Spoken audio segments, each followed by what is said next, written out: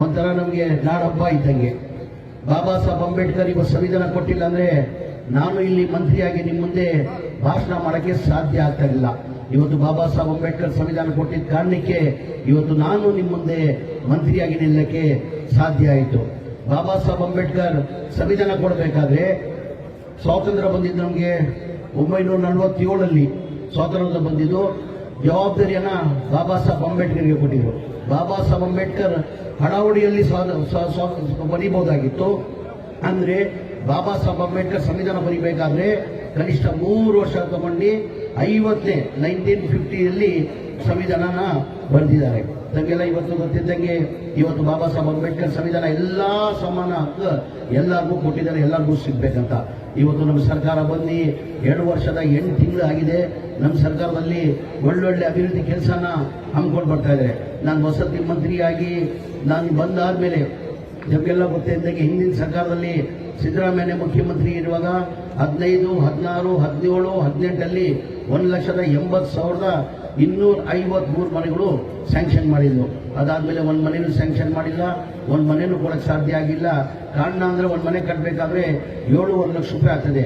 7.5 ಲಕ್ಷದಲ್ಲಿ ಕೇಂದ್ರ ಸರ್ಕಾರದಿಂದ 1.5 ಲಕ್ಷ ಕೊಡ್ತಾರೆ, ರಾಜ್ಯ ಸರ್ಕಾರದಿಂದ 1,20,000 ಜನರಲ್ ಕೊಡ್ತಾರೆ. SC ST ಇದ್ರೆ 7 ಲಕ್ಷ ಕೊಡ್ತಾರೆ. ಅವರೇಜ್ ತಗೊಂಡ್ರೆ 3 ಲಕ್ಷ ಆಯ್ತು. 7.5 ಲಕ್ಷದಲ್ಲಿ 3 ಲಕ್ಷ ಹೋದ್ರೆ 4.5 ಲಕ್ಷ ಬೆನಿಫಿಷರಿ ಕೊಡಬೇಕಾಗಿತ್ತು. ಪಾಪ ಬಡವರು ಕೊಡಕ್ಕೆ ಸಾಧ್ಯ ಆಗಲ್ಲ. ನಮ್ಮ ಟೋಟಲಿ 1,80,253 ಮನೆಗೆ ಬೆನಿಫಿಷರಿ ಪೇಮೆಂಟ್ ಬರಬೇಕಾಗಿದ್ದು 7,400 ಕೋಟಿ ಬರಬೇಕಾಗಿತ್ತು. ನಮ್ಗೆ ಬಂದಿದೆ 310 ಕೋಟಿ. ಯಾರು 5,000 ಕೊಟ್ಟವ್ರೆ, ಯಾರು 10,000 ಕೊಟ್ಟವ್ರೆ, ಯಾರು 15,000 ಆದ್ಮೇಲೆ ಬಡವರು ಕೊಡಕ್ಕೆ ಸಾಧ್ಯ ಆಗಿಲ್ಲ. ನಮಗೆಲ್ಲ ಗೊತ್ತಿದ್ದಂಗೆ ಚುನಾವಣೆ ಟೈಮಲ್ಲಿ ನಾವು 23 ಚುನಾವಣೆ ಟೈಮಲ್ಲಿ ನಾವು 5 ಗ್ಯಾರಂಟಿಯನ್ನ ಘೋಷಣೆ ಮಾಡಿದ್ವಿ. ಎಲ್ಲರೂ ವಿರೋಧ ಪಕ್ಷದವರು ಈ ಗ್ಯಾರಂಟಿಗಳು ಲಾಗು ಮಾಡೋಕ್ಕೆ ಸಾಧ್ಯ ಆಗಲ್ಲ. ಕಾರಣ ಅಂದ್ರೆ ಈ ಗ್ಯಾರಂಟಿಗಳು ಲಾಗು ಆಗಬೇಕಾದ್ರೆ ಕನಿಷ್ಠ 55ರಿಂದ 60,000 ಕೋಟಿ ಆಗ್ತದೆ. ಈಗ ಬರೀ ಇವರು ರಾಜಕೀಯ ಭಾಷಣ ಮಾಡಿದರೆ ಈ ಗ್ಯಾರಂಟಿಗಳು ಲಾಗು ಆಗೋಕ್ಕೆ ಸಾಧ್ಯ ಆಗಲ್ಲ ಅಂದ್ರು. ನಮ್ಮ ಸರ್ಕಾರ ಬಂದು ಮಾನ್ಯ ಸಿದ್ದರಾಮಯ್ಯ ಮುಖ್ಯಮಂತ್ರಿ ಆಗಿ ಒಂದೇ ತಿಂಗಳಲ್ಲಿ ಈ 5 ಗ್ಯಾರಂಟಿಯನ್ನ ಜಾರಿ ಮಾಡೋದು ನಮಗೆಲ್ಲ ಗೊತ್ತೇ ಇರೋ ವಿಚಾರ. ನಾವು ಚುನಾವಣೆ ಟೈಮಲ್ಲಿ ಘೋಷಣೆ ಮಾಡಿಲ್ಲ, ಈ ಬಡವರಿಗೆ ಮನೆ ಕೊಡ್ತೀವಂತ ನಾವು ಘೋಷಣೆ ಮಾಡಿಲ್ಲ. ಇದು ನನ್ನ 6ನೇ ಗ್ಯಾರಂಟಿ. ನಮ್ಮ ಸರ್ಕಾರ ಇದು 6ನೇ ಗ್ಯಾರಂಟಿ ಅಂತ ಹೇಳಕ್ ಬಯಸ್ತಾ ಇದೀವಿ. ನನ್ನ ಗಮನಕ್ಕೆ ಬಂದಾದ್ಮೇಲೆ ಜನ ಪಾಪ ಎಲ್ಲ ಬೀದಿಯಲ್ಲಿದ್ದಾರೆ, ಜನ ದುಡ್ಡು ಕಟ್ಟಕ್ಕೆ ಸಾಧ್ಯ ಆಗಲ್ಲ ಅಂದ್ಮೇಲೆ ನಾನು ಪ್ರಸಾದ್ ಅಬ್ಬ ಅವರು ಚೇರ್ಮನ್ ಅವರು ಹೆಂಗಪ್ಪ ಮನೆ ಮುಖ್ಯಮಂತ್ರಿಗಳಿಗೆ ಹೇಳೋದು, ಏನಕ್ಕೆ ಈ ಗ್ಯಾರಂಟಿಗಳಿಗೆ 55ರಿಂದ 60,000 ಕೋಟಿ ಆಗ್ತದೆ. ಅದರಲ್ಲಿ ನಾವು ಹೋಗಿ ಹೆಂಗ್ ಕೇಳಿದ್ವಿ 7,500 ಕೋಟಿ ಅಂತ ಹೇಳ್ಬಿಟ್ಟು ನಾವು ಧೈರ್ಯ ಮಾಡಿ ಮನೆ ಮುಖ್ಯಮಂತ್ರಿ ಗಮನಕ್ಕೆ ತಂದಿ. ಸರ್, ಹಿಂದಿನ ಸರ್ಕಾರದಲ್ಲಿ ತಾವೇ ಮುಖ್ಯಮಂತ್ರಿ ಇರುವಾಗ ಈ ಮನೆಗಳು ಸ್ಯಾಂಕ್ಷನ್ ಮಾಡಿದ್ವು. ಅದಾದ್ಮೇಲೆ ಒಂದು ಮನೆಯೂ ಸ್ಯಾಂಕ್ಷನ್ ಮಾಡಿಲ್ಲ, ಒಂದು ಮನೆಯೂ ಕೊಡಕ್ಕೆ ಸಾಧ್ಯ ಆಗಿಲ್ಲ. ಪಾಪ ಜನ ಬಹಳ ನಂಬ್ಕೊಂಡಿದ್ದಾರೆ, ಮನೆ ಕಟ್ಕೊಡ್ತೀವಿ ಅಂತ ಹೇಳ್ಬಿಟ್ಟು ನಮ್ಮ ಸರ್ಕಾರ ವತಿಯಿಂದಾನೇ ನಾವು 4 ಲಕ್ಷ ಕೋಟಿ ಮನೆಗಳು ಕಟ್ಟಬೇಕಂತದಂತ ಮನೆ ಮುಖ್ಯಮಂತ್ರಿ ಗಮನಕ್ಕೆ ತಂದ್ವಿ.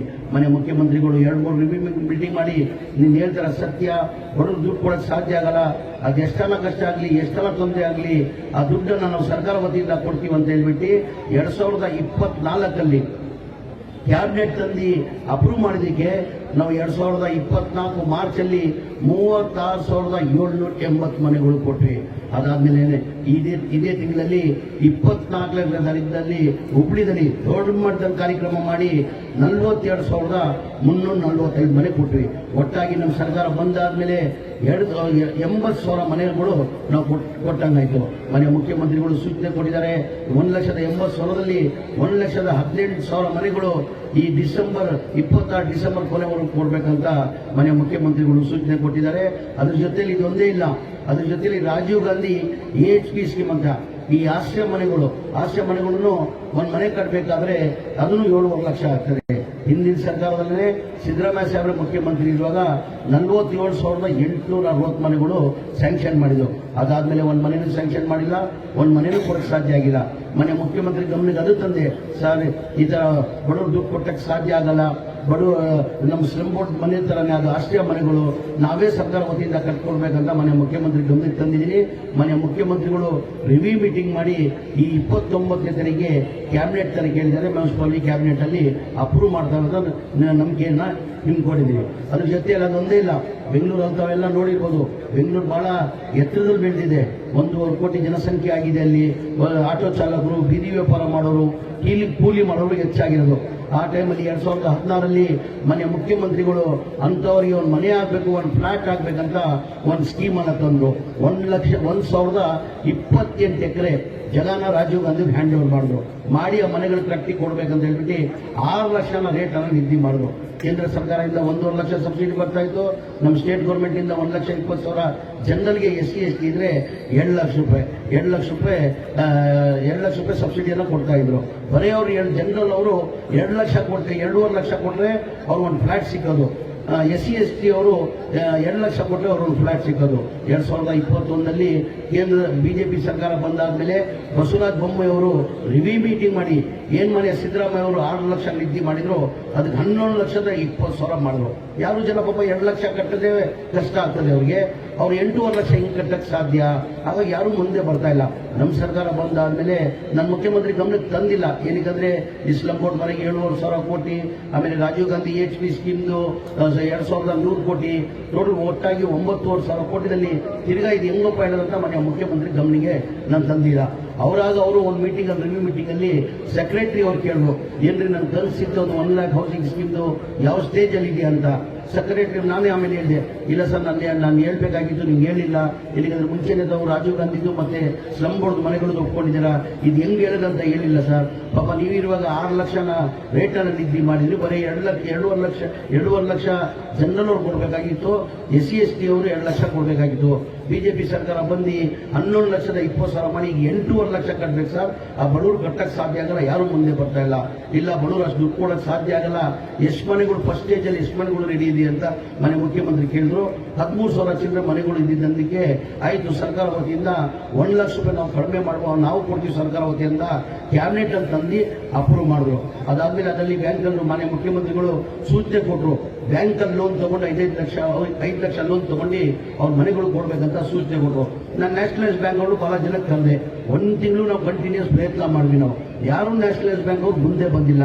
ಕಾರಣ ಅಂದ್ರೆ ಸಣ್ಣ ಪುಟ್ಟ ಪಾಪ ಬಡವರು ಯಾವುದೋ 2 ವೀಲರ್ಗೋ ಮತ್ತೊಂದಕ್ಕೋ ಯಾವುದಕ್ಕೋ ಲೋನ್ ತಗೊಂಡಿರ್ತಾರೆ.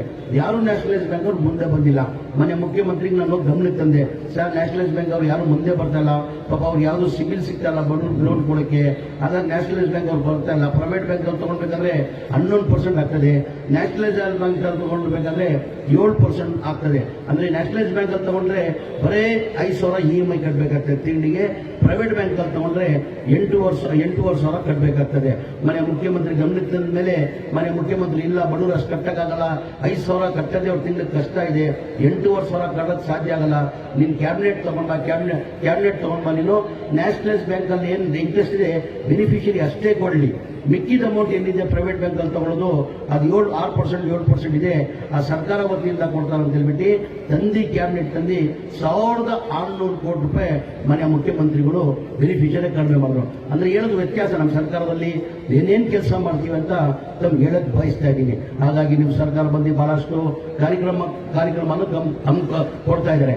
ನಾನು ಹೋದ ವರ್ಷದಲ್ಲಿ ಗರಿಷ್ಠ ಪ್ರತಿ ತಿಂಗಳಲ್ಲಿ ಮನೆ ಮುಖ್ಯಮಂತ್ರಿಗಳು 2 ಜಿಲ್ಲೆಯಲ್ಲಿ ಈ ಗ್ಯಾರಂಟಿಗಳಲ್ಲಿ ನಾನು ಹೇಳ್ತಾ ಇದ್ರು.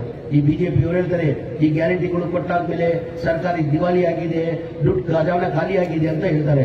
ನಾನು ಹೋದ ವರ್ಷದಲ್ಲೇ ಕನಿಷ್ಠ 7 ರಿಂದ 8 ಜಿಲ್ಲೆಗೆ ಮನೆ ಮುಖ್ಯಮಂತ್ರಿಗಳ ಜೊತೆ ಹೋಗಿದ್ದೆ. ನಾನು ಮೈಸೂರಿಗೆ ಹೋದ ವರ್ಷದಲ್ಲಿ ಮೈಸೂರಲ್ಲಿ ಉದ್ಘಾಟನೆ ಮತ್ತೆ